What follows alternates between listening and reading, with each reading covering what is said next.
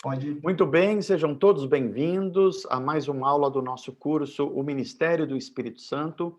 É um curso livre de teologia, de discipulado cristão da nossa Igreja Comunidade Atos, da nossa igreja, mas não só dela, outras pessoas de outras comunidades de fé estão participando, eles são sempre bem-vindos e é um prazer a gente compartilhar a palavra de Deus e crescer na graça de Deus e no conhecimento de Jesus Cristo.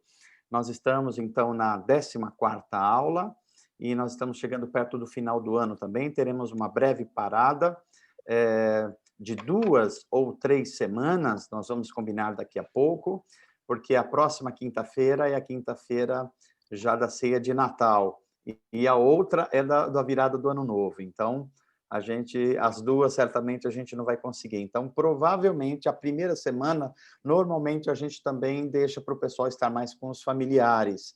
Então, é possível que a gente não tenha 3 semanas de aula e retome na aula seguinte, e já com bastante coisa aqui para a gente continuar a respeito do curso Ministério do Espírito Santo. Nesse curso, só lembrando, nós estamos buscando compreender a pessoa do Espírito Santo, a sua natureza, a sua divindade, a sua santidade, o seu papel ou ministério na Trindade.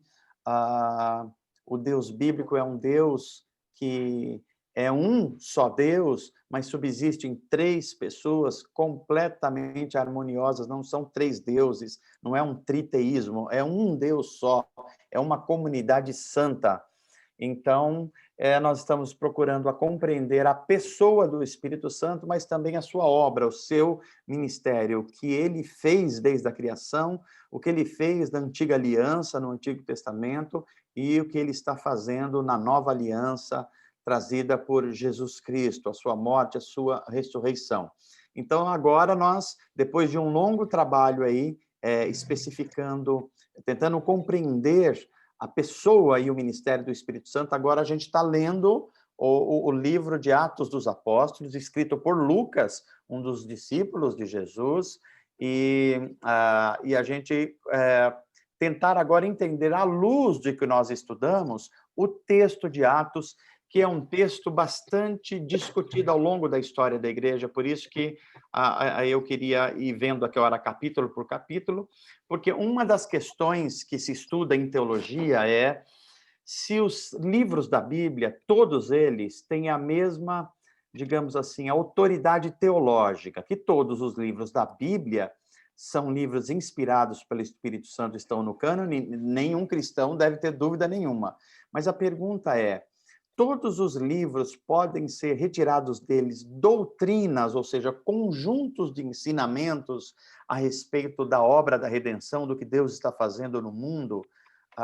Ou será que há perigos da gente pegar trechos específicos que são mais narrativos do que textos, digamos assim, imperativos, explicativos das grandes doutrinas sobre Deus e sobre a obra da redenção? Essa é uma primeira pergunta, porque em Atos dos Apóstolos, e tem 28 capítulos, Atos dos Apóstolos tem 28 capítulos, ele narra o início da igreja, a descida do Espírito Santo de uma forma intensa, que é chamado de o derramamento do Espírito Santo, a formação da igreja, a formação da sua liderança espiritual, e como os discípulos, empoderados no Espírito, eles começam a fazer uma obra impressionante, primeiro em Jerusalém. Depois, no capítulo 7 para 8, nós vamos ver que há uma grande perseguição à igreja que está sendo formada lá pelos idos do ano 33, 34 do primeiro século.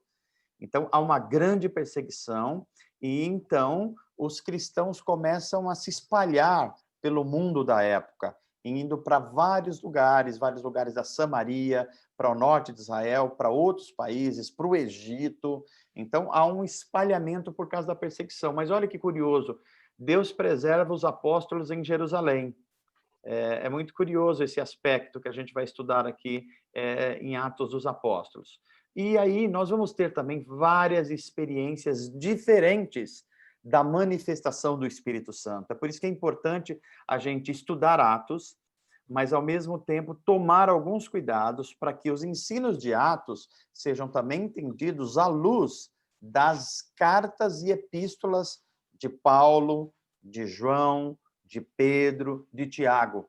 Senão, a gente pode fazer uma confusão muito grande. Uma das coisas que eu já vou adiantar é a forma como o Espírito vem sobre os que receberam Jesus Cristo. Em Atos dos Apóstolos, a gente tem pelo menos 4 experiências distintas. E se a gente for tomar cada experiência como uma realidade doutrinária, a gente pode fazer uma grande confusão.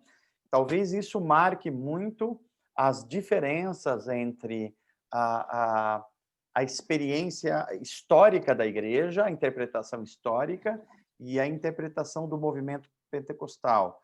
E eu quero mostrar as duas aqui para a gente compreender. E o livro de Atos dos Apóstolos, como ele é narrativo, ele vai narrando como o Espírito Santo está formando a igreja e como ele está fazendo isso de modo diverso, usando a liderança, usando as pessoas comuns, usando os comerciantes para levar o evangelho e espalhar. Então, é um livro muito, muito rico. E é escrito por Lucas.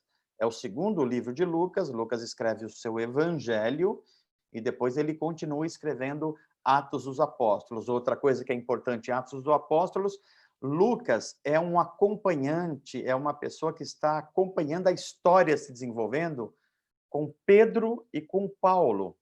Você vai ver que, primeiro, Lucas centra a sua ação no ministério de Pedro. Até uma parte do capítulo, talvez lá do capítulo 11, 12, a principal liderança da igreja cristã é Pedro. Paulo depois passa pelaquela conversão dramática. Os discípulos mais experientes de Jesus colocam um outro homem experiente para acompanhar Paulo, e mesmo Paulo, com a sua sabedoria, já era um fariseu, praticamente um rabino, né, no judaísmo. Isso mostra que mesmo as pessoas que têm conhecimento precisam ter vivência, experiência comunitária, sob pena de não compreender a profundidade dos atos que o Espírito Santo está fazendo no meio do povo de Deus. Isso é muito curioso e a gente aprende também isso em Atos. Então, é um painel, a gente vai ver aí as formas de batismo aparecendo, batismo no Espírito, batismo nas águas. A gente vai ver evidência de dons de línguas aparecendo em alguns grupos, outros grupos não. E uma coisa curiosa que a gente vai ver, para um grupo, por exemplo, o grupo dos 120, que estava no cenáculo quando foi derramado o Espírito Santo, eles já eram crentes, mas o Espírito Santo veio depois. Mas os 3.000 que Pedro prega, 5.000 e 3.000 que ele prega, o Espírito vem junto com a pregação. Olha que coisa curiosa. Então, a gente vai ter dinâmicas diferentes, é por isso que a gente precisa prestar atenção no livro de Atos, para a gente não chegar a conclusões precipitadas. Então, vamos lá. Vou pedir para o Dani, então, compartilhar a tela, para a gente ir compreendendo agora tudo que nós estudamos sobre a pessoa do Espírito Santo e o ministério do Espírito Santo, e aplicando ele na leitura de Atos dos Apóstolos. Vamos lá. Pastor, deixa eu só confirmar qual foi o último slide, então. Ok. Vamos confirmar, então.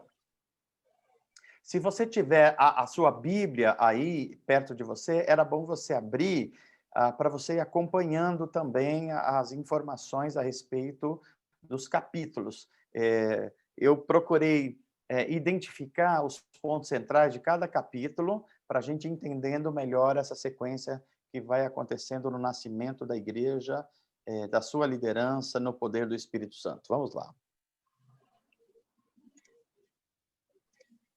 Vou compartilhar aqui, Tá bom. E aí você só me fala se é esse slide ou aí eu vou passando. Tá ok. Eu estou vendo aqui que a Patrícia está dizendo que não conseguia entrar, não sei se ela entrou depois aqui, ela mandou no Zap. Ela entrou aqui, mas ela falou alguma coisa do áudio. Deixa eu ver se ela está aqui. Tá bom. É só para fazer constar aqui. Eu vou falar com ela aqui, mas Tá eu bom. vou já compartilhar a tela. Vamos ver Isso, se já aparece. compartilha para a gente já ir dando uma sequência aqui, Dani. Olha, tudo isso nós já estudamos. A primeira parte, repito aqui, foi em relação à pessoa, quem é o Espírito Santo, depois o que ele faz, o que ele fez, o que ele faz como obra, como ministério. E agora a gente vai estudar a aplicação de tudo isso a partir do livro de Atos. Então vamos lá. Informações reforçando aqui. Atos, escrito por Lucas, é o segundo livro de Lucas. O primeiro é o Evangelho e o segundo é o livro de Atos dos Apóstolos. Quem é Lucas? Lucas é, primeiro, um médico. Ele é importante que a gente compreenda isso. É um homem que está acostumado a escrever. Ele é também um historiador. A escrita de Lucas ela é mais apurada do que a de Mateus, de Marcos e talvez até de João, porque ele é um historiador e está acostumado com isso, é um médico, é, por assim dizer, um intelectual. E não só isso, Lucas também, ele é um discípulo de Paulo. Ele vai acompanhar Paulo nas viagens missionárias, uma parte delas, e acompanha Pedro também no começo. Então, Lucas é uma testemunha ocular da história e vai usando todo o seu talento e a sua inspiração para escrever um livro que conta as ações, os atos dos apóstolos, logo depois que Jesus Cristo ressurreto, é exaltado e levado aos céus, e o Espírito Santo desce como a manifestação da Trindade no nosso mundo. Então, vamos lá. No capítulo número 1 de Atos, a gente já viu um pouquinho isso, mas a gente só vai reforçar aqui algumas coisas que estão acontecendo. Primeiro, a promessa de Jesus de que quando ele fosse elevado aos céus, fosse exaltado. Deixa eu já identificar essa palavra que vai aparecer em livros de teologia, em conversas aqui, a exaltação de Cristo e a humilhação de Cristo. A humilhação de Cristo diz respeito à sua encarnação. Deus se tornar um ser humano, se autolimitar. Ele não deixa de ser Deus, mas ele se autolimita como Deus. Então, isso é chamado de humilhação. Por quê? Porque ele deixa de ser um ser pleno para se limitar.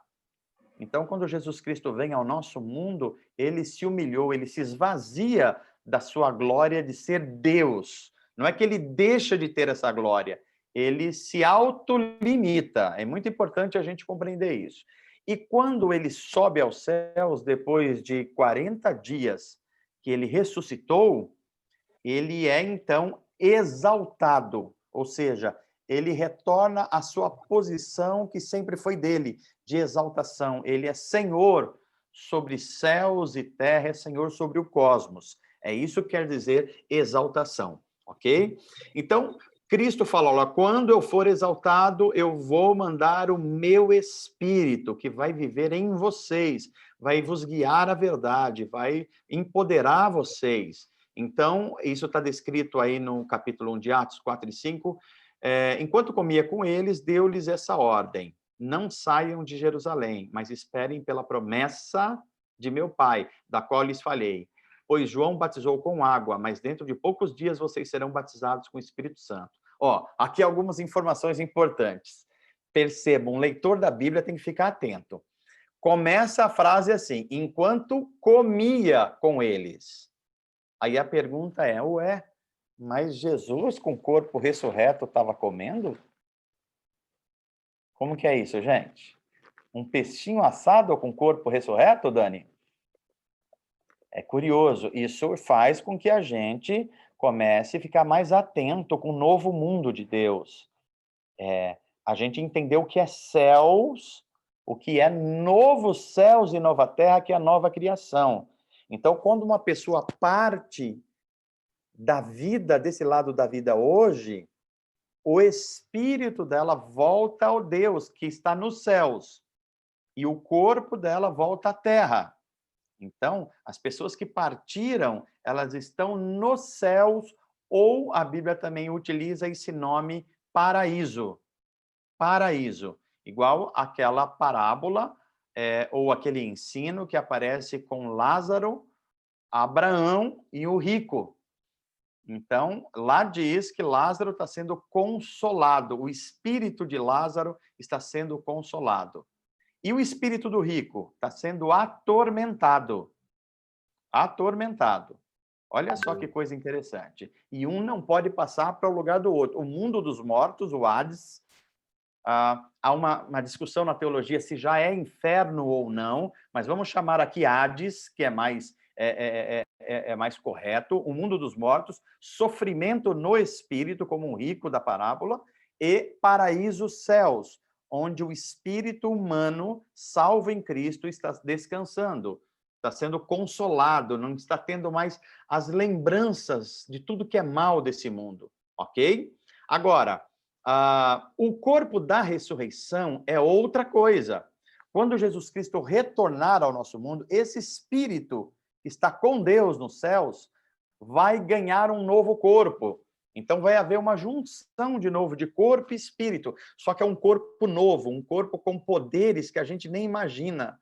É um corpo que não envelhece, não adoece, é um corpo com poderes e energias extraordinárias como o corpo de Jesus, que era capaz, inclusive, de aparecer e desaparecer. Imagina um corpo que desaparece, mas um corpo que também come peixe. Olha que coisa extraordinária. Você vê que já está nos primeiros versículos aqui e a gente precisa ter em mente isso. Então, vamos lá. Não saiam de Jerusalém. A missão de Deus começa em Jerusalém. Então, esperem o Espírito Santo empoderar vocês e a partir de Jerusalém que vocês vão espalhar a mensagem. E aí vem uma informação sobre batismo. O João Batista batizou com água para arrependimento de pecados. Mas dentro de poucos dias vocês serão batizados com o Espírito. A primeira pergunta que eu gostaria de fazer a vocês não vão responder agora, mas já vão refletir aí, no que o batismo de João Batista era diferente do batismo de Jesus. E se é que isso é diferente do batismo no Espírito Santo? Então, vamos tentar entender aqui. Enquanto vocês vão pensando aqui, deixa eu adiantar algumas coisas. Veja, o batismo de João Batista era um batismo que chamava o seu povo, os judeus, ao arrependimento, porque estava chegando uma nova era, a era do reino de Deus, trazida por Jesus Cristo, o Cordeiro de Deus, que tira o pecado do mundo. Então, era um batismo de arrependimento. De arrependimento. Então, isso era uma coisa. O batismo em Jesus, ou de Jesus, ou no Espírito Santo, já tem uma outra característica. Porque, além do perdão de pecados em virtude do arrependimento, há também o dom do Espírito. O dom do Espírito, que é essa garantia, esse penhor de que o Espírito vem morar dentro de nós, nós entramos na comunidade do Espírito, a igreja, e a garantia também que nós faremos parte da ressurreição e da nova criação. Isto é tudo o batismo no Espírito Santo. Então, é muito importante que a gente compreenda essas duas coisas distintas que estão acontecendo aqui. Então, Jesus diz, João batizou vocês com água. Em outras palavras, João preparou o caminho, João chamou vocês ao arrependimento, mas dentro de poucos dias, vocês serão batizados com o Espírito Santo. Vocês receberão o dom do Espírito Santo, que é o início de uma nova era. Prestem atenção, os discípulos de Jesus já tinham se convertido ao que a gente chamaria movimento de Jesus, mas como o Espírito Santo não havia descido ainda, eles não ainda tinham sido batizados no Espírito. Olha que coisa curiosa, os primeiros discípulos de Jesus. Isso não acontece depois com os 3.000 que Pedro prega, porque as duas coisas já acontecem juntos. Eles recebem regeneração e o dom do Espírito já vem sobre eles. E aí eles passam depois pelo batismo nas águas, ok? Primeira informação. A segunda, além da promessa que Jesus disse que viria, e como veio a promessa do Espírito, que vai se cumprir em Atos 2, Jesus deixou muito claro que eles receberiam um novo poder. Um poder do Espírito Santo. E um poder para quê? Para testemunhar. O texto diz, mas receberão poder quando o Espírito Santo descer sobre vocês. e serão testemunhas. Aonde? Em Jerusalém, da onde parte a missão, em toda a Judéia, é uma macro-região, é como se fosse a região sudeste aqui para nós. Samaria já é, para os judeus naquela época, considerado praticamente um outro povo, outros povos, e até os confins da terra. Então, Jesus delimita a missão ao mesmo tempo. Aqui é curioso, porque é o seguinte, a pergunta é, a gente deve fazer missão no nosso bairro, na nossa rua, a gente deve ir para a África, a gente deve ir para a Ásia, quando que a gente deve fazer, em que momento? Bem, conforme Atos dos Apóstolos, não tem uma ordem, é para fazer missão em todos os lugares, porque é para fazer missão em Jerusalém, na Judéia, Samaria e até os confins da terra. Então, a missão de Deus de tornar a obra de Cristo conhecida, pelo qual todo ser humano deve ser salvo, que crer em Jesus, é a missão que deve acontecer no nosso bairro, na nossa rua, na África, na Ásia, em todos os ambientes. Somos chamados para fazer missão em todos os ambientes. E há um poder que a gente vai ver muito claramente na vida de Pedro quando ele começa a pregar. Mas não é só Pedro que recebe esse poder, os discípulos. Pode ir a outra tela, Dani, porque vai ter explicação do 3 e do 4 na outra tela. Isso. A outra coisa que Lucas explica é que Jesus ascendeu aos céus. O que significa isso? Depois de 40 dias, com o corpo ressurreto, Jesus agora retorna ao seu lugar de governo, de comando. Ele é exaltado à mais alta posição. Ele está, quando a Bíblia fala que ele está à destra de Deus Pai, é à direita de Deus Pai. A direita é uma linguagem do mundo antigo para a posição de governo, de comando. É quem está no comando. É isso que está acontecendo.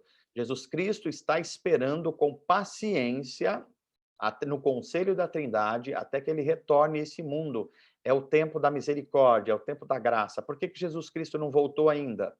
Porque pessoas precisam ser salvas. O evangelho precisa chegar a todo lugar. Por que Jesus não vem logo? E a gente, principalmente quando a gente está com uma crise pessoal, com um problema pessoal, a gente fala, podia Jesus vir logo. Mas esse é um pensamento, não é piedoso, não. Ele é egoísta, viu, gente? É só quando a gente está com um problema que a gente quer que Jesus venha logo. Mas a gente precisa lembrar que tem muita gente que precisa ainda conhecer Jesus e receber o dom do Espírito Santo, ok? Então, a ascensão de Jesus é dita assim em Atos. Tendo dito isso, foi elevado às alturas enquanto eles olhavam, e uma nuvem o encobriu da vista deles. Essa nuvem aqui, gente, não é apenas a nuvem física, embora pudesse estar acontecendo isso também lá. Mas a nuvem aqui, quando se referem a Jesus, se referem à glória de Deus. É aquela mesma nuvem que acompanhava o povo de Israel no deserto. É a glória de Deus. Então, a glória de Deus o encobriu de novo. Por quê? Porque ele estava indo para um lugar absolutamente elevado espiritualmente, que são os céus.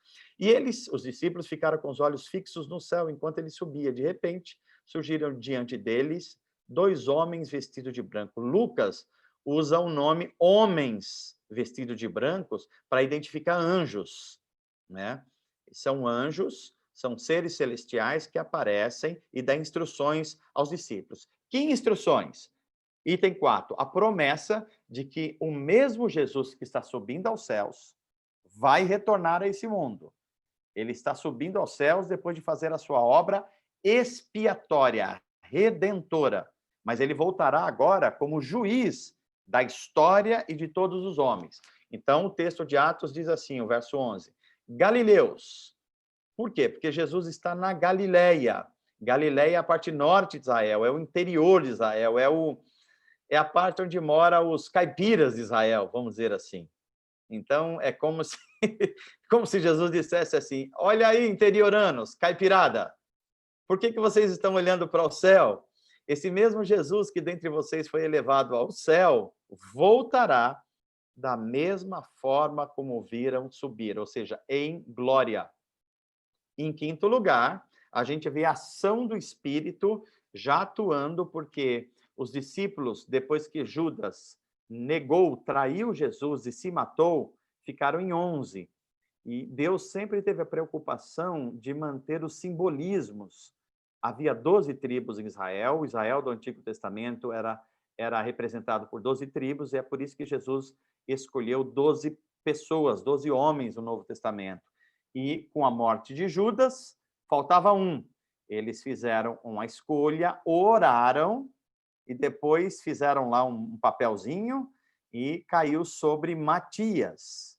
E ele foi acrescentado aos 11 apóstolos. Então, agora são os 11 menos Judas, mais Matias, os 12 apóstolos recompostos. Vamos à próxima tela. Então, vamos lá. Agora chegamos a Atos 2. Atos 2, então, acontece a promessa de forma efetiva, que Lucas citou no capítulo 1. Eles estavam reunidos num domingo, numa festa judaica chamada Festa de Pentecostes. Muitas pessoas que vinham de outras cidades, de outros países que eram judeus e vinham adorar no templo, eles vinham na Páscoa, para passar a semana da Páscoa. Mas como não tinha transportes como a gente tem hoje, muitos deles já ficavam em Jerusalém, porque 50 dias depois da Páscoa tinha uma festa chamada Pentecostes. E é nesta festa judaica que Deus resolve se manifestar através do Espírito Santo de uma forma como nunca, dando início a uma nova era, a era do Espírito Santo. Então, as evidências do Espírito Santo descendo sobre eles é que eles ouvem algumas coisas que estão para além do mundo natural. Eles ouvem um som como de um vento. Eles veem labaredas de fogo ou línguas de fogo. E a outra evidência aí de que algo sobrenatural está acontecendo é que eles começam a falar em outros idiomas, adorando a Deus. Então, eles vão falar nos idiomas da Mesopotâmia, da Síria, do Egito, os dialetos de outros lugares, de Cirene. Então, é essa evidência. Aqui em Atos 2, não pode haver dúvida. Essas novas línguas não são línguas espirituais, por assim dizer, ou uma linguagem do espírito. Aqui são idiomas humanos. E como é que a gente sabe? Porque o próprio capítulo 2 explica que as pessoas que vieram para Jerusalém, que eram judeus, mas estavam morando em outras localidades, outros países, outras culturas, eles começam a ver aqueles judeus galileus, portanto, do interior, gente sem muita instrução, falando outros idiomas. Eles falam, tem alguma coisa esquisita acontecendo aqui. Eles estão falando no idioma egípcio, mesopotâmio, de Cirene, e nós sabemos que eles são do interior de Israel. Eles não tiveram estudo para isso, eles não são as pessoas instruídas de Jerusalém. O que está acontecendo aqui? Será que eles beberam? Será que 9 horas da manhã eles já estão bêbados e a gente está ouvindo isso? Então, são idiomas mesmo, pelo menos 14 idiomas. Eu disse na outra aula que esses 14 idiomas, há estudiosos que dizem que eles estão presentes lá em Gênesis 6, onde nós conhecemos a história da Torre de Babel, onde Deus espalha as pessoas que estavam querendo construir centralizar o poder. Deus nunca gostou desse negócio, porque o poder corrompe, o poder absoluto corrompe absolutamente, já disse um pensador. 3. Quando as pessoas estão falando, o que está acontecendo aqui? Será que esse pessoal está bêbado às 9 horas da manhã? Aí Pedro ouve isso, dá um passo à frente, fala, não, pessoal, não é nada disso, não. Isso é uma promessa que Deus está cumprindo. Chegou a era do Espírito, o Espírito está sendo derramado sobre toda a carne, conforme o profeta Joel. E esse tempo que nós estamos vivendo é o cumprimento desta promessa. Então, Pedro começa a pregar aquelas pessoas que estão ali, vai juntando gente, vai juntando e junta mais de 3.000 pessoas perto daquele lugar onde eles estão. E Pedro prega, e essas pessoas se convertem a Jesus Cristo num sermão que já é meio duro, porque Pedro vai falar assim, olha, vocês mataram a Jesus Cristo, mas Deus o ressuscitou. Vocês, ou seja, a liderança judaica, o concílio judaico, mataram a má religião, matou o Cristo. Mas isso também já era propósito de Deus. Então, Pedro vai explicando isso. E eles falam, e o que a gente faz, então? Aí Pedro diz, vocês precisam se arrepender para que os seus pecados sejam purificados e vocês receberão, se crerem, o dom do Espírito. Olha só que agora é conversão, porque é perdão dos pecados e dom do Espírito. Então, o item 4, dádivas da conversão. Perdão ou purificação dos pecados e o dom do Espírito. Sem essas duas coisas, não há novo nascimento, não há vida cristã. Essa é a vida no Espírito. A vida baseada no perdão, na contrição e a vida no poder do Espírito, gerando o fruto do Espírito e ministrando os dons do Espírito. Em quinto lugar, aí nasce a comunidade dos convertidos. Aí nasce historicamente a igreja cristã. Esse sermão de Pedro é o primeiro sermão cristão, porque tudo que eles pregaram anteriormente eram sermãos judaicos, eram baseados na revelação de Deus em Moisés e o novo tempo que os profetas disseram que viria. Agora é um sermão absolutamente cristão. Cristo é o centro, a sua morte redentora, a sua ressurreição, a sua ascensão aos céus, o envio do seu Espírito, está tudo isso na pregação de Pedro. Então, nasce aí a igreja cristã, a comunidade dos convertidos, os verdadeiros descendentes espirituais de Abraão. Ok? Capítulo 2, vamos ao 3. Então, Pedro está pregando, o pessoal se converte. É curioso a gente perceber o que acontece com 3.120 pessoas, porque tinha 120 no cenáculo e mais 3.000 se converteram. A pergunta é, em que auditório que eles se reuniram em Jerusalém? Tinha um Palestra Itália lá para eles irem para dentro? Curioso, não é, gente? Tinha, sei lá, um mega templo? Não tinha. Então, eles se reuniam nas casas, era a igreja nas casas, sob a liderança dos apóstolos. Muito curioso isso aí, ok? Então, aí, no outro dia, Pedro estava subindo para o templo para orar, continua orando, tinha as horas de oração, essa igreja é uma igreja que orava, os discípulos de Jesus estavam centrados na oração, e quando ele chegou perto do templo para orar, no horário da oração que eles estabeleciam, um homem mendigo grita e pede para Pedro e João se aproximar dele e pede uma esmola. E Pedro, cheio do Espírito Santo, agora ele diz para esse homem, olha, nós não temos aquilo que você imagina que a gente tem, mas nós temos algo melhor do que isso. Em nome de Jesus Cristo, ressurreto, levanta. Então, Pedro dá um apoio, pega na mão do homem, o homem que está com as pernas todas tortas, os músculos todos entrevados, acontece algo sobrenatural, o autor da vida está neles ali, o poder de Jesus está se manifestando e aquele homem é curado imediatamente. E aí, a mensagem de Pedro agora ganha um componente sobrenatural, é um sinal de que o Espírito Santo, o Espírito de Jesus está neles, nos seus discípulos, porque eles fazem as mesmas coisas que Jesus vinha fazendo. E aí Pedro aproveita, olha só como é interessante. O milagre e o sinal acontece para Pedro pregar. Não era segunda-feira do milagre ali. Pedro não abre uma campanha dos milagres. A partir de agora, vamos fazer uma campanha dos milagres na porta do templo. O apóstolo Pedro chamando todo mundo. Não tem isso. O sinal é para apontar para Cristo, para a sua mensagem redentora. E é exatamente isso que Cristo faz, ou que Pedro faz. Aí vem o segundo sermão de Pedro. E aí ele vem ainda mais pesado, porque ele acusa a liderança judaica de ter tramado e matado o autor da vida. Já pensou? O Pedro que tinha corrido da crucificação com medo, agora vai para a praça pública. É um poder extraordinário, uma ousadia que ele ganhou. E fala, olha, foram vocês que mataram o autor da vida.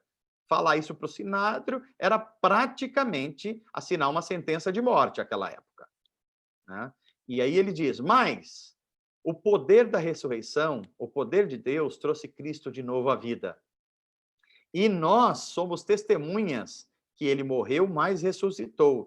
E a prova que ele ressuscitou e o poder dele está entre nós, é que nós acabamos de curar um homem que é mendigo, que é aleijado, no poder do nome de Jesus. O poder da ressurreição está atuando em nós também, que é o poder de Jesus.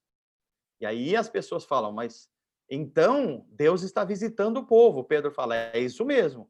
O reino de Deus chegou, arrependam-se e voltem para Deus.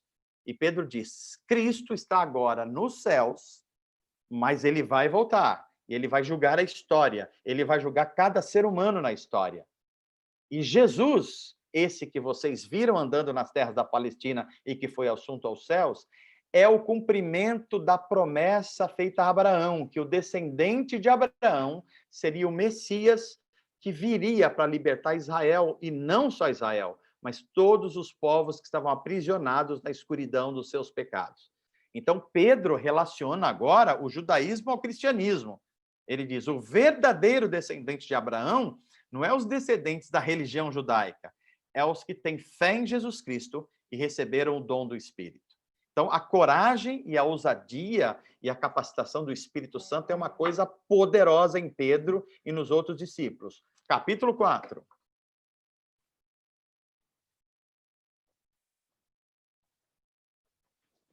Juntou gente, já era o segundo grupo que estava se formando. Pedro estava demais na sua ousadia e começou a juntar gente.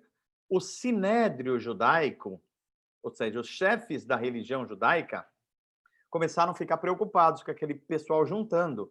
E nessa segunda vez já eram mais de 5.000 pessoas. E eles ficaram preocupados. Deixa eu explicar uma coisa aqui para vocês. Os judeus viviam na Palestina, mas eles viviam sob o domínio romano. Eles não tinham um país.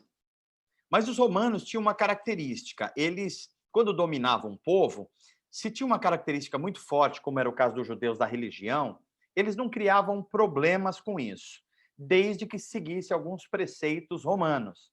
Foi isso que aconteceu com os judeus.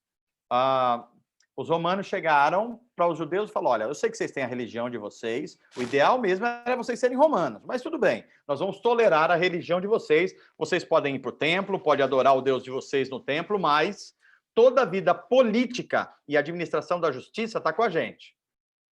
Portanto, vocês podem disciplinar uma pessoa religiosamente, vocês podem até açoitar uma pessoa, mas não podem praticar pena de morte, porque isso só o império que pode fazer. Então, isso começa, a gente tem que ter isso em mente para entender o que está acontecendo aqui. O sinédrio judaico vê Pedro falando que os judeus mataram Jesus, e eles são os chefes dessa religião. Como é que vocês acham que eles enxergaram isso? Com hostilidade. Com hostilidade. Então, vai começar a vir problemas para cima dos discípulos. E prendem eles. Prender eles podiam, não, eles queriam matar, mas não podiam, eles prenderam. E encerram eles numa prisão. Mas 5.000 pessoas que ouviram o segundo sermão de Pedro receberam, creram e se converteram ao evangelho.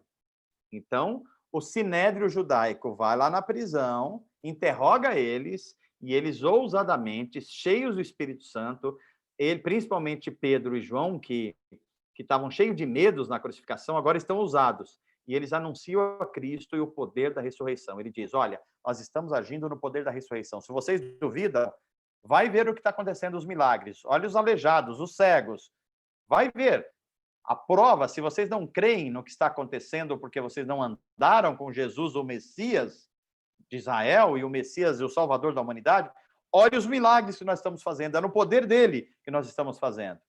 Então, aí o que acontece? Deixam eles presos para ver se o pessoal se dissipa, mas os discípulos, outros, vão para o templo a orar e faz uma reunião de oração e começa uma oração, uma torre de oração, por assim dizer. E eles vão orando, orando, e a oração deles, sabe qual é? Não é a nossa oração medrosa de hoje em dia, não. Senhor, afasta a perseguição, afasta o mal, protege a gente, não deixa que nenhum mal nos aconteça. Não é isso que eles estão orando, não. Pode ver aí no capítulo 4, eles oram assim: Senhor, nos dá coragem e ousadia para enfrentar o que virá. Isso é uma oração cristã. Coragem e ousadia. Se vier perseguição, nós vamos enfrentar. Se vier dificuldades, nós vamos enfrentar. É assim que eles oram. E aí nós vemos como essa revolução espiritual que está sendo liderada por Pedro e os apóstolos, e que está já convertendo os 3.000, 5.000 pessoas a partir do Espírito sendo derramado, começa a mudar as estruturas sociais do lugar. Por quê? Porque eles agora, cheios do Espírito Santo, eles são tomados por um espírito de generosidade, de solidariedade. e eles consideram que todos são irmãos, porque todos são filhos de Deus. Então, eles começam a assistir as viúvas, cuidar dos doentes, eles começam a levar alimentos para quem não tem, reparte o que eles têm. Ou seja, a justiça social é consequência de uma revolução espiritual, a revolução do espírito. E aí, um desses exemplos de gente cheia do espírito é um homem chamado Barnabé. A história de Barnabé é uma história linda, que está aí no capítulo 4. Depois leia com bastante cuidado, e você vai ver a história de um homem extraordinário. Esse homem, ele é terminado o capítulo 4 com a história dele. E é alguém que vê as pessoas em necessidade, ele tem um campo, talvez uma chácara, um sítio, alguma coisa assim, ele vende e reparte para os irmãos que estão precisando. E parece que Lucas quer fazer um contraste, porque ele conta a história de Barnabé, que faz isso, e começa o capítulo 5 com a história de um casal, Ananias e Safira, que faz o oposto de Barnabé. E é isso que a gente vai agora. Vamos lá ao capítulo 5, olha. Enquanto Barnabé é cheio do Espírito Santo, de verdade, de generosidade, Ananias e Safira é cheio de religião, uma religião enganosa, não tem compromisso com a verdade, e eles resolvem que vão se exibir naquele momento que muitas coisas estão acontecendo e vão fazer um espetáculo dizendo: olha como nós temos dinheiro e olha como nós levamos dinheiro para a igreja. Só que Pedro, com o discernimento do Espírito Santo, falou: olha, esse dinheiro vocês nem precisavam trazer, porque ele é seus. Mas se vocês fossem doar, teriam que doar e dizer aqui que doaram tudo. Agora, vocês não doaram tudo e estão dizendo que doaram apenas para se mostrarem mais piedosos. E o Espírito Santo não vai tolerar isso. É claro que esse evento não se repetiu mais, porque se repetisse, a gente ia precisar de muito cemitério perto da igreja. Já pensou se toda pessoa que mentisse ao Espírito Santo caísse duro? Tinha que fazer cada bairro, do lado de uma igreja, um cemitério. Mas o Espírito age assim para mostrar que ele está no controle dessa era. Ele está agindo com rigor e mostrando que a mentira e o engano não vai ser tolerado na comunidade dos convertidos. Então, o poder do Espírito Santo age através das curas. Os apóstolos estão curando cegos, coxos, pessoas aprisionadas por espíritos malignos sendo libertas, uma revolução do Espírito. E, claro, isso desperta os ciúmes dos chefes religiosos do judaísmo. E aí começa a perseguição aos apóstolos e aos discípulos. Pedro, mais uma vez, é levado ao sinédrio judaico.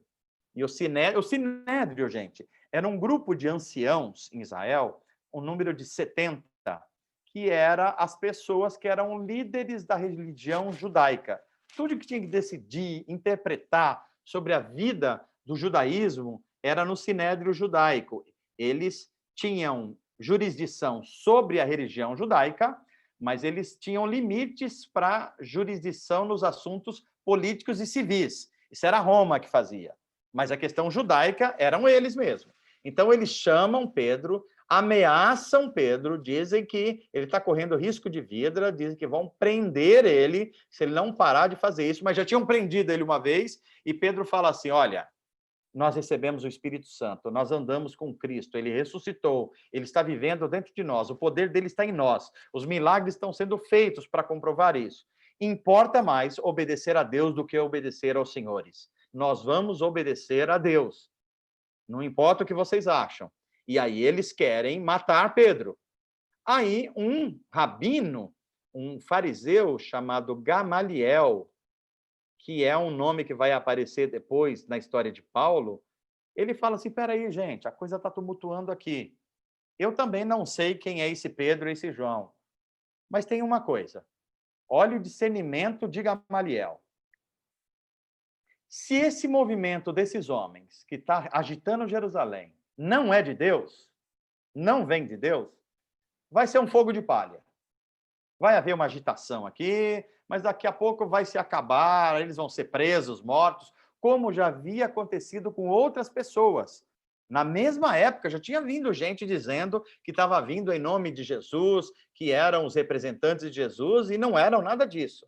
Aí Gamaliel falou, olha, se o movimento de Pedro e João for esse movimento assim, daqui a pouco não existe mais. Mas, se esse movimento é um movimento do próprio Deus na história, duas coisas. Primeiro, o Sinédrio, não vai conseguir reter esse movimento, porque é de Deus. E pior, se a gente não ficar atentos, espertos, a gente vai ser achados lutando contra o próprio Deus, e essa não é uma boa ideia. Olha que conselho de Gamaliel. E é assim que eles dão duras instruções a Pedro e a João, ameaçam bater neles e prendê-los, mas soltam eles. E eles voltam de novo ao ambiente público para pregar o evangelho da ressurreição. Capítulo 6. Bem, começa a igreja. As pessoas vão se reunindo. 3.000 pessoas se convertem no primeiro a pregação de Pedro. 5.000 na segunda. 120 já vinha da primeira igreja. Nós temos aí mais de 8.000 pessoas registradas por Lucas. As pessoas vão se reunindo nas casas. No templo não cabe todo mundo. Só que aí o que acontece? Algumas pessoas vão ficando do lado de fora dos cuidados pastorais. E principalmente as viúvas de fala helênica, ou seja, fala grega, que se converteram, eram gregos e se converteram ao evangelho, eles estavam sendo esquecidos. Aqui já entra um problema. Mesmo uma igreja no poder do Espírito Santo pode não prestar atenção em algumas coisas. E essas pessoas aqui não estavam prestando atenção. De alguma forma, eles estavam dando prioridade para as viúvas judaicas. Questão etnocêntrica. E isso acontece nos dias de hoje, gente. Então, a gente precisa ficar muito atento a isso. Ou seja, as viúvas são o quê? Judeias ou judaicas? A gente ajuda, e os outros? Os outros a gente deixa, espera um pouquinho. E essa reclamação chegou nos apóstolos. Então, os apóstolos falaram assim, ó, nós temos que pregar o evangelho. Nós temos que nos dedicar à oração. E a gente não pode cuidar de todo mundo assim. Então, vamos fazer o seguinte, vamos pedir para a congregação levantar 7 homens, que serão chamados de diáconos, que tem que ter 3 características. Bom testemunho. Não é só o que ele sabe ou o que ele fala, é como a comunidade os vê. Segundo, eles sejam não só batizados no Espírito, mas cheios, plenos do Espírito. Em outras palavras, que o fruto do Espírito apareça neles. Terceiro, eles sejam cheios de sabedoria. Não é cheios de inteligência. É cheios de sabedoria. Qual é a diferença de inteligência para sabedoria? Sabedoria é inteligência aplicada à vida. Inteligência aplicada à vida. Se não for aplicado à vida, não é sabedoria. É inteligência, no máximo. E aqui, especialmente, no poder do Espírito. Aí a gente começa a ver se destacando entre esses 7 novos líderes, tem os 12 apóstolos e agora 7 novos líderes que são diáconos. 2 deles vão se destacar muito, que é Estevão e Filipe. A história de Estevão vai estar em Atos 7, a gente vai ver daqui a pouco, e a história de Filipe já vai entrar aí porque ele vai, durante a perseguição em Jerusalém, ele vai ser mandado para Samaria, e ele toca fogo em Samaria, ele prega o evangelho em tudo que é lugar, faz um monte de milagres, revoluciona Samaria, ainda as cidades da Samaria. Samaria é uma região que tem muitas cidades, ok? Então, é isso que vai acontecer. Esses homens, de fato, tinham um bom testemunho, eram cheios do Espírito e cheios de sabedoria. Quando Estevão fica em Jerusalém pregando, o que acontece? Ele está perto do Sinédrio judaico. Os apóstolos, eles liberaram, mas Estevão, eles prendem. Eles prendem, levam para um interrogatório e fazem uma falsa acusação a eles, dizendo que ele está pregando contra Moisés, que ele está anulando a lei de Moisés e dizendo que a religião judaica é falsa. O Estevão, ele diz, não é nada disso, estão mentindo contra mim, mas eu vou mostrar como Jesus Cristo ressurreto é prometido nas escrituras judaicas. e que desde o começo da antiga aliança, a promessa vem vindo, e agora nós estamos diante de um verdadeiro descendente de Abraão, o verdadeiro filho de Davi, descendente de Davi. Então, Estevão faz uma pregação que eu acho que é o sermão mais brilhante e completo do Novo Testamento. É o de Estevão, é o mais longo, talvez, dos sermãos escritos no Novo Testamento, que a gente vai ver daqui a pouco. Ele é preso, e é aquele episódio que, quando ele é preso, ele está tão cheio do Espírito que o rosto dele brilha. As pessoas veem nele como se fosse um anjo. Então, Estevão é o primeiro mártir cristão. É a primeira pessoa que morre por causa da sua fé em Jesus Cristo.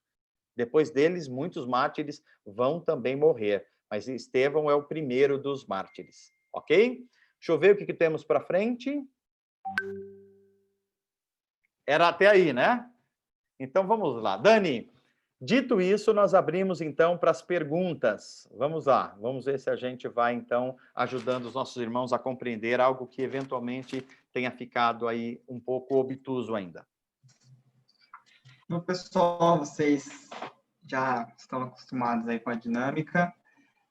Se vocês tiverem perguntas, podem levantar a mão, podem fazer um sinal, podem escrever no chat também, que a gente vai ficar atento aqui para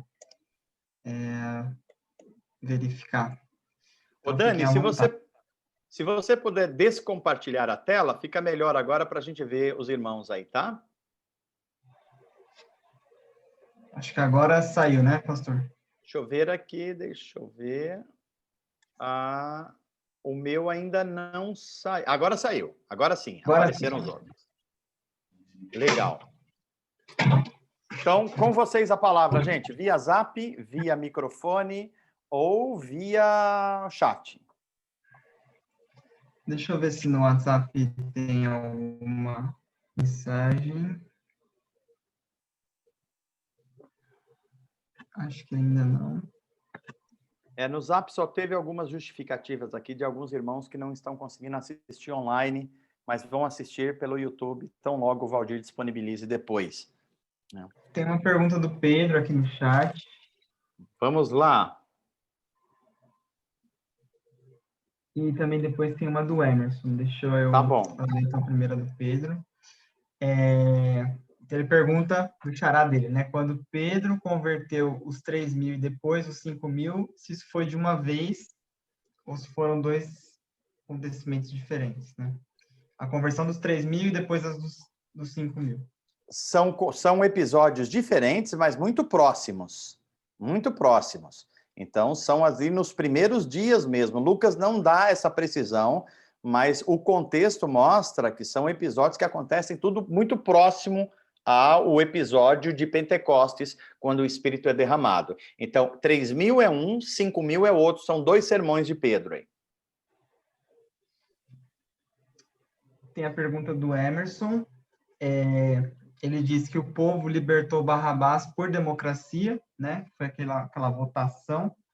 E se por conta disso houve algum efeito como maldição que nos acompanha até hoje, porque o povo continua soltando Barrabás ainda hoje, talvez pela questão dos valores, né? A sociedade continua os mesmos nesse sentido.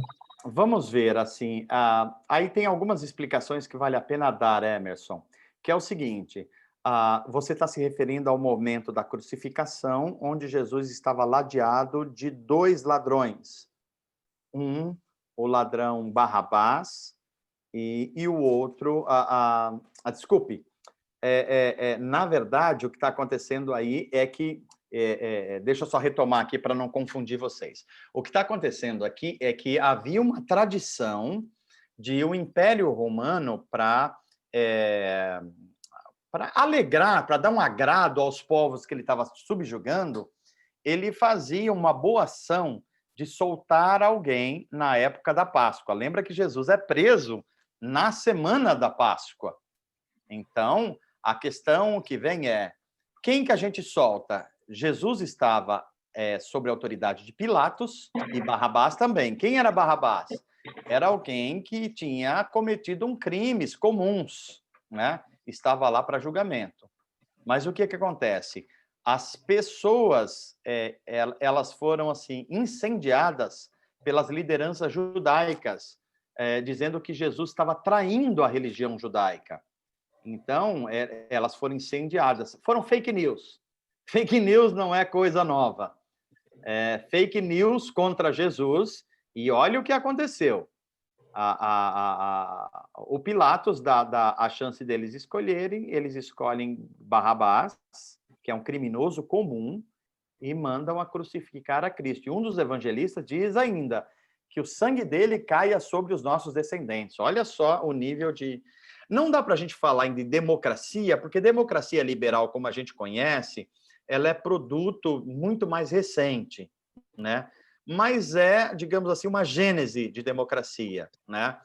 Porque, na verdade, quem decide ali é o imperador. Quem decide é o imperador. Ele concede ouvir as pessoas a esse respeito, né? Então, é isso que está acontecendo ali. Tem uma pergunta do Alex da Fúvia. Pastor, só para entender melhor essa questão. Quando morremos, o Espírito Santo continua com a gente? Olha só que pergunta interessante essa, né? Se o Espírito Santo está morando em nós, e se quando a gente morre há uma separação. Morte, na Bíblia Sagrada, é separação. Separação do quê? Da parte material, da parte imaterial, que a gente conhece como corpo e espírito. Há uma grande discussão na teologia de como se trata espírito e alma. Eu gosto mais da explicação de que a alma é o encontro do corpo com o espírito. Você tem o espírito humano e o corpo humano. Quando você junta o corpo e espírito, forma-se a alma humana. Porque o Gênesis vai dizer assim, e Deus pegou do pó da terra e fez um boneco e soprou nas suas narinas o seu espírito. E o ser humano se tornou alma vivente. Então, parece que essa é uma explicação mais ampla a respeito desse fenômeno. Agora, veja só, o Espírito Santo habita em nós desde que ele foi derramado sobre toda a carne, desde Pentecostes. Ele habita em nós, nós somos templos do Espírito Santo, somos moradas do Espírito Santo, e ele nos batizou no seu corpo. O Espírito Santo, ele, em termos de ministério, ele está atuando no nosso mundo. Aliás, é a pessoa da Trindade que se manifesta no nosso mundo desde Pentecostes. Agora, o céu é um ambiente onde o Espírito Santo, por ser Deus, também está. Mas não com a função redentora e santificadora, porque quem está no céu já passou por esse processo. Então, por assim dizer, a pergunta é, o Espírito Santo abandona ou não a gente para o céu? A pergunta, digamos assim, que não cabe, porque o Espírito Santo está no céu porque ele é Deus, e Deus está em todos os lugares. Mas ele está no céu de uma forma diferente que está no nosso mundo, porque aqui ele está atuando, santificando, regenerando e preparando o novo povo de Deus para novos céus e nova terra. Então, a gente não precisa dessa ação do Espírito Santo que está acontecendo aqui no nosso mundo quando nós estivermos no ambiente céu. Ou seja, aqueles que morreram em Cristo já foram transformados e purificados. Ok? Só uma correção em relação à pergunta do Pedro. O que ele quis dizer foi se essas 3.000 pessoas elas foram convertidas de uma vez só, na mesma hora, ou se foi no decorrer do dia, no decorrer do tempo. Entendi. Pedro, assim, não dá para ter uma certeza de 100%, mas o contexto que Lucas está falando parece que foi, de fato, uma conversão de massa. Foi uma conversão mesmo de milhares de pessoas de uma vez só. Isso não implica dizer que não teve também conversões nos outros dias, esporádicas e tudo mais. Muito provavelmente teve. Mas aí parece que Lucas está querendo demonstrar que o poder do Espírito Santo é tão grande nesse momento que milhares de pessoas vêm à conversão de uma vez só, primeiro os 3.000, depois os 5.000.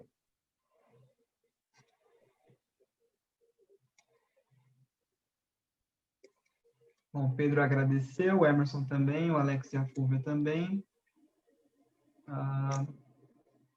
Eu acho que por enquanto foram essas. Foram essas? Então, tá bom. Deixa eu dar uma explicação aqui a respeito do nosso curso. Se for surgindo mais, você vai me informando, Dani. Então, como eu falei no começo da nossa aula, nós estamos hoje concluindo as aulas deste ano. O meu primeiro planejamento era concluir o curso hoje, mas, evidentemente, como vocês viram, não ia dar. Eu ia ter que correr muito mais para chegar em Atos 28 e ia passar por cima de muita coisa. Alguns irmãos pediram para a gente não fazer isso, não, para a gente dar um tempinho só e retomar depois, no começo do ano, para a gente não perder a compreensão do livro de Atos, que é central para a gente entender a nossa fé e para a gente ter discernimento do tempo que nós estamos vivendo. Então, o que nós vamos fazer? Como a nossa aula é quinta-feira, a próxima quinta-feira é dia 24, que é o dia que as pessoas fazem a ceia de Natal. Nós não vamos fazer por conta disso. A outra quinta-feira, para sexta, é a noite de virada de ano, dia 31 para o dia 1º. Portanto, nós também não faremos. A outra semana, se alguém tiver com agenda aí, dá uma olhadinha para mim, se alguém já tem agenda 2021. A primeira quinta-feira, eu imagino que é dia 6, dia 7. Dia 7, pastor. Dia 7. Como o dia 7 ainda é uma semana em que pessoas ou estão voltando do trabalho, esse ano a gente não deve ter muitas viagens por causa da pandemia, mas ainda assim as pessoas estão em trânsito, então a gente também não deve fazer.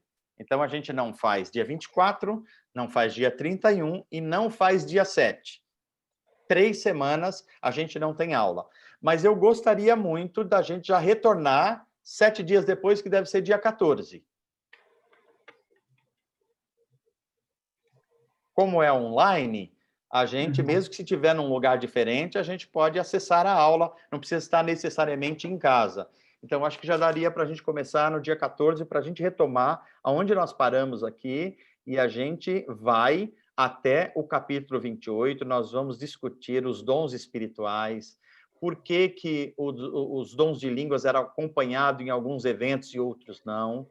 Nós vamos entender melhor os dons, entrar um pouquinho mais para dentro aí da visão em Atos dos Apóstolos, entender o ministério de Paulo, as viagens missionárias, o ministério de Pedro, e nós vamos entender melhor todo esse mundo que se abre em Atos dos Apóstolos, tá ok? E aí, eu já estou soltando aqui, soltei um pouquinho a aula, eu estou preparando um curso, seria a sequência deste, gente, que seria o fechamento da Trindade. Nós, o ano passado, estudamos a vida e a obra de Jesus nos 4 evangelhos. Agora nós estudamos a pessoa e o ministério do Espírito Santo. E o próximo passo vai estudar a pessoa de Deus, Pai, no Antigo Testamento, e o seu relacionamento com Israel na Antiga Aliança. Então, a primeira pessoa da Trindade, o Deus Pai, nós vamos entender o Antigo Testamento e como que Deus fez esses pactos e alianças com Israel, o que isso é para Israel, o que é para nós, que é uma das grandes confusões que a gente tem hoje, as leis cerimoniais, as leis morais, as leis sociais, como isso tem implicação no mundo público, e nós vamos estudar também a compreender melhor o Pentateuco, os profetas, os livros poéticos. A gente vai ter aí o próximo curso nosso. Então, assim, nós estamos formando uma ideia completa de discipulado. Agora já está mais claro isso. Como é que vai começar? Começa com curso de batismo. Esse curso que eu dei recentemente agora já é oficial. Eu gostaria que todos que pudessem fizessem esse curso. Se você já acha que, digamos assim, você tem esse conhecimento, eu vou preparar testes, e o teste vai mostrar se a gente já tem esse conhecimento ou não. Dessa primeiro, é o módulo 1, é o módulo Fundamentos da Fé Cristã. O módulo 2, eu vou começar também com os irmãos no domingo aí da terceira semana de janeiro, que é o módulo que nós vamos estudar o Evangelho de Marcos de novo, à luz dos 5 estudos das comunidades. A comunidade da cruz, comunidade do amor, comunidade do carisma, comunidade do reino. Faltou uma comunidade aqui que eu estou esquecendo, mas as 5 comunidades, que é um estudo que a gente já fez com alguns irmãos, mas eu vou aprofundar. Esse será o nível 2, por assim dizer. O 3 é justamente a vida e obra de Jesus nos 4 evangelhos, que é o curso que eu dei. Vai ser o módulo 3. Módulo 4 é esse que nós estamos fazendo. Esse é o módulo 4. E o módulo 5 será o próximo, que é a pessoa de Deus Pai no Antigo Testamento, o Deus de Israel. Então, depois desses, eu vou preparar um outro módulo que vai ter mais a ver com as cartas apostólicas. Mas esses, eu vou fazer de tudo, porque a membresia da nossa igreja tem esse treinamento bíblico-teológico, passando por esses 5 estágios, que é um mínimo que a gente precisa compreender sobre a fé cristã. Então, eu só estou adiantando aqui um pouquinho. Pastor, aproveitar então que não teve mais nenhuma pergunta, eu fiquei com uma dúvida, vou fazer Diga. então. Não é exatamente no tema, mas tem a ver com a passagem que a gente leu. Eu já tinha visto também essa questão de que o Império Romano é que tinha o poder para fazer execução e coisas do tipo. Mas como é que fica no caso de Estevão, então? Eles descumpriram isso porque foram os judeus, né? É verdade, boa questão. Descumpriram. Veja que é uma coisa curiosa que acontece aí, porque, embora eles não tinham autoridade, jurisdição para aplicar uma pena de morte, acabou acontecendo. E acabou acontecendo sobre os auspícios do Sinédrio judaico, e a gente vai lembrar que Paulo estava lá, a gente vai ver depois, que Paulo era um fariseu, provavelmente um rabino, ou já quase um rabino, e ele estava consentindo sobre aquilo tudo. E aí a gente vai lembrar que os romanos faziam questão de os líderes, o sumo sacerdote, que era o chefe dos sacerdotes num ano, eles escolhiam sempre entre os saduceus. Por quê? Porque os saduceus, eles tinham ligação maior com o Império Romano, uma ligação política com o Império Romano. Pode perceber que não tem sumo sacerdote fariseu. Não tem. E nem da outras formações de judaísmo ali do primeiro século. Sempre é saduceu. Por quê? Os saduceus eram mais políticos, eles não criam em ressurreição, eles não criam em efeitos sobrenaturais como os anjos, e eles eram eminentemente políticos e alinhados com Roma. Então, como isso aconteceu sobre os auspícios do Império Judaico, que era amigo dos romanos, eles passaram um pano, Dani. Mas eles não estavam autorizados a fazer isso. Beleza. Se alguém tiver dúvida também sobre os cursos que eu falei aqui, os 5 módulos, pode perguntar também, tá? É isso aí. Por enquanto é isso, pastor. Por enquanto é isso? Então, legal. Então, vamos concluir a aula de hoje aqui. Nós temos domingo que vem, o nosso culto vai ser presencial e a gente já está tomando os devidos cuidados. Nós nos reunimos ontem, o conselho da nossa igreja, e a gente vai tomar esses cuidados todos aí, tá bom? Então, Dani, nesse momento a gente fecha a 14ª aula e retornamos no dia 14 de janeiro, segunda quinta-feira do mês de janeiro, a gente começa com a 15ª aula, então, tá ok? Se você quiser fechar, pode fechar a gravação, porque eu só dou algumas instruções, aí não precisa estar mais nela. Deus abençoe cada um de vocês, um bom final de ano.